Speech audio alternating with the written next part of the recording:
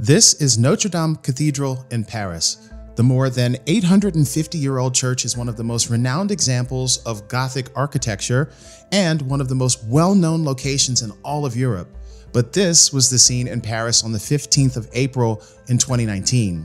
Parisians and people all around the world watched in shock as flames erupted from the roof of the church. Arcadien Olivier de Chalut is an infrastructure engineer and one of France's foremost experts on Notre Dame. Olivier was mere blocks away when he heard news of the fire and he immediately raced over to the cathedral.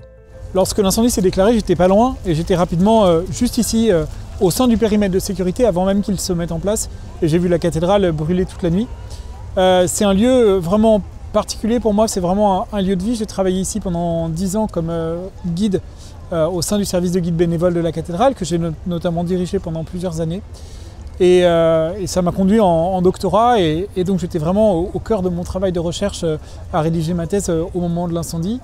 Et donc c'était vraiment un moment très fort en émotion et j'étais très préoccupé de l'état dans lequel la cathédrale allait nous parvenir au lendemain de l'incendie. After more than 3 hours, the fire was brought under control and miraculously Notre Dame survived relatively intact. Les dégâts de l'incendie ont été considérables. Évidemment, la charpente est partie intégralement en fumée, la flèche s'est effondrée sur les voûtes qui elles-mêmes sont tombées sur des éléments mobiliers. L'autel de la cathédrale notamment a été détruit. Mais par chance, beaucoup d'éléments extrêmement fragiles, je pense notamment aux vitraux du XIIIe siècle, ont traversé l'incendie sans dommages ou sans trop de dommages et étaient toujours là le 16 avril au matin. After the fire, Olivier played a key role in organizing the response. In fact, Arcadis officially offered up Olivier's services on a pro bono basis as part of our contribution to the restoration effort. Avant que les travaux de restauration à proprement parler débutent, il a fallu sécuriser la cathédrale, c'est-à-dire d'abord renforcer les piliers qui ont été endommagés par l'incendie, procéder à un examen des murs pour s'assurer que la cathédrale était dans un état structurel sain. Et puis il y a eu toute l'opération de nettoyage qui était consécutif à la dispersion du plomb de la couverture, nettoyage en profondeur qui permet de travailler sur l'édifice en sécurité. La grande question qui a découlé de l'incendie était de savoir s'il fallait restaurer la cathédrale à l'identique ou pas. Naturellement, tout le monde s'accorde sur le fait que la dimension patrimoniale de la cathédrale doit être préservée et transmise aux générations futures.